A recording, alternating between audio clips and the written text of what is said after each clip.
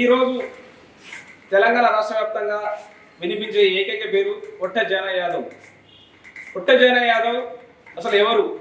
TRP రాష్ట్ర ప్రధాన కార్యదర్శి, తెలంగాణ రాజ్యాంగ పార్టీ రాష్ట్ర ప్రధాన కార్యదర్శి పొట్ట జానయ్య యాదవ్ గారు. ఆయన మిల్లులో, వజ్ర రైస్ మిల్లులో దగ్గర 65 కోట్ల నుంచి 70 కోట్లు ఏదో అపహరణ చేశారు, గవర్నమెంట్ ఇవ్వకుండా దాచుకున్నారు అని అనేక రకాల ఆరోపణలు వస్తున్నాయి. అతని మీదనే కాదు, అతని కుటుంబ సభ్యుల మీద అనేక ఆరోపణలు వస్తున్నాయి. అందరి మీద ఫిర్యాదు చేయడం జరిగింది. ఈ విషయంపై మనతో మాట్లాడుతున్నారు తెలంగాణ రాష్ట్ర రాజ్యాంగ పార్టీ సూర్యాపేట జిల్లా అధ్యక్షులు ఆవుల మామిడి అంజయ్ గారు. నమస్తేనా, అసలు ఏంది ఇందులో ఆరోపణలు? నమస్తే బ్రదర్. ఇప్పుడు జానన్న గారి మీద వస్తున్నటువంటి ఆరోపణలన్నీ పూర్తిగా అబద్ధం, అవాస్తవం.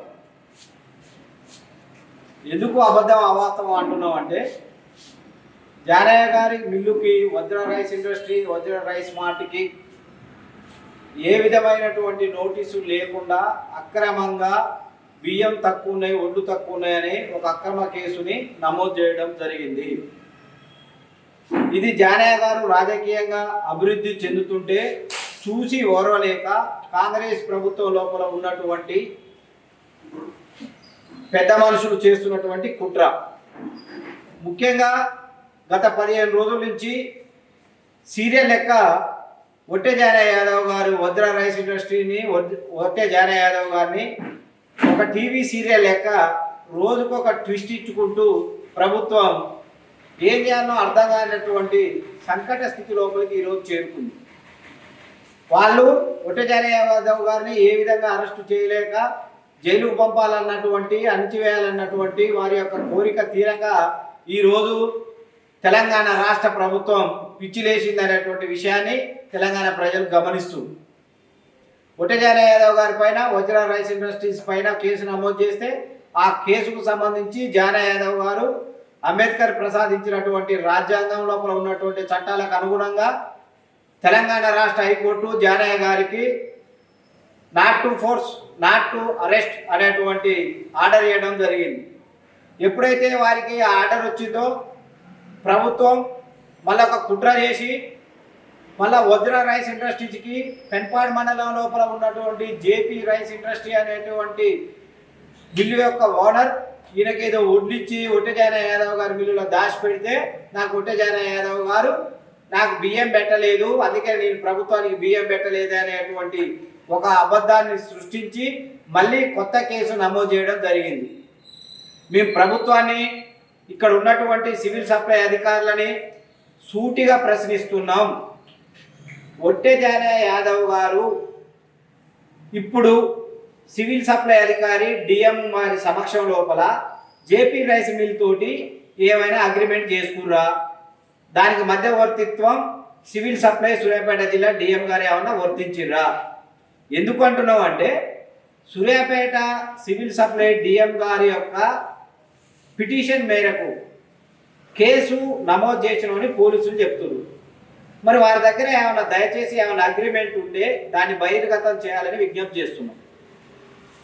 ఇది పచ్చి అబద్ధం కాబట్టి ఒక రాజకీయ పై అధికారుల ఒత్తిడితోటి జానన్న గారి మీద ఎప్పుడైతే వజ్ర రైస్ ఇండస్ట్రీ మీద పెట్టినటువంటి కేసుకి రాజ్యాంగం లోపల ఉన్నటువంటి చట్టాలకు అనుగుణంగా బెయిల్ తీసుకొని రావడం జరిగిందో, మళ్ళీ ఎమ్మటే కొత్త కేసు తయారు చేసి జానయ్య గారిని ఎటు తిరిగి జైలు లోపల వేసి వారిని భయపెట్టి భంగపాట్లకు గురి చేసి ఏదో ప్రజల నుంచి దూరం చేసి బీసీలకు, ఎస్సీ ఎస్టీ మైనార్టీలకు రాజ్యాధికారం రాకుండా కుట్ర చేయాలని ఈ ప్రభుత్వం చూస్తున్నది.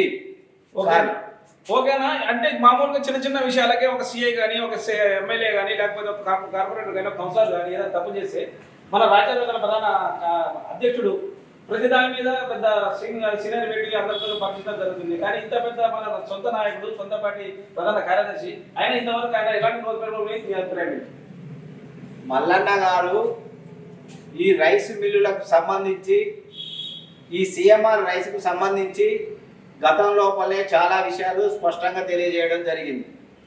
మల్లన్న గారు ఈ రాష్ట్రానికి భవిష్యత్ దిక్చూసి, అలా ఏమాత్రం సందేహం లేదు, తెలంగాణ రాజ్యాధికార పార్టీ తీర్మాన్ మల్లన్న గారి నాయకత్వం లోపల ఎప్పుడు కూడా వాస్తవాలని మొత్తం సమీకరించుకొని పరిశోధన చేసి ఆ తర్వాతనే ప్రతి విషయాన్ని బయటికి తీసుకురావడం జరుగుతుంది మల్లన్న గారి ఆధ్వర్యం లోపల.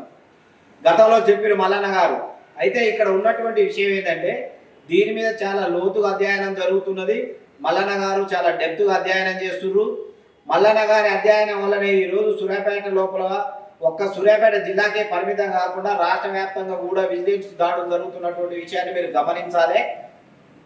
వాస్తవంగా రాష్ట్ర వ్యాప్తంగా కొన్ని లక్షల కోట్ల రూపాయల కుంభకోణాలు ఇవి. దీని వెనక చాలా పెద్దలు ఉన్నారు. ఇవంతా కూడా మిల్లర్లకి, రైతులకి, ప్రభుత్వానికి సంబంధించినటువంటి ఒక కోఆర్డినేషన్లో పోతేనే అందరూ మంచిగుంటారు.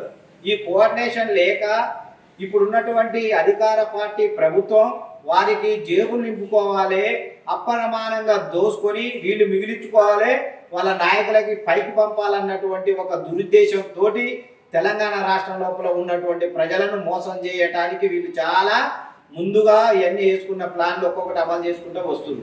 మల్లన్న గారి విషయానికి వస్తే మల్లన్న గారు ఈ విషయం లోపల తప్పకుండా స్పందిస్తారు. అందరికీ చంపపెట్టు లాంటి సమాధానం త్వరలోనే మీ ముందుకి మల్లన్న గారి రూపంలో వస్తుంది. తెలంగాణ రాజ్యాధికార పార్టీ కానీ మల్లన్న గారు కానీ 100కు 100% జానన్న గారు వెంటనే ఉన్నారు. ఎందుకంటే జానన్న గారు ఎంతో నీతి నిజాయితీతోటి నిబద్ధతతోటి కష్టపడుకుంటూ ఒక్కొక్క మెట్టు నిర్మించుకుంటూ వచ్చి అనేక మంది బీద కుటుంబాలని ఆదుకున్నటువంటి చరిత్ర ఈ సూర్యాపేట జిల్లాలో ఎవరినైనా చెప్తారు. అట్లాంటి జానన్న గారు తప్పు చేస్తారని కూడా ఎవరు అనుకోవట్లేదు. ఇది ప్రభుత్వం, కాంగ్రెస్ పార్టీ నాయకులు చేస్తున్నటువంటి కుట్ర మాత్రమే అని మీకు చాలా స్పష్టంగా తెలియజేస్తున్నాం. ఓకే, చూస్తున్నారు కండి మన కొట్టజాన యాదవ్పై ఉన్న నిజాలు ఏంటి, అబద్ధాలు ఏంటి, ఇంకా కొన్ని రోజుల్లో తీర్మానం మల్లన్న గారు నోట ఇద్దాం. చూస్తున్నాం ఏపీ. Thank you.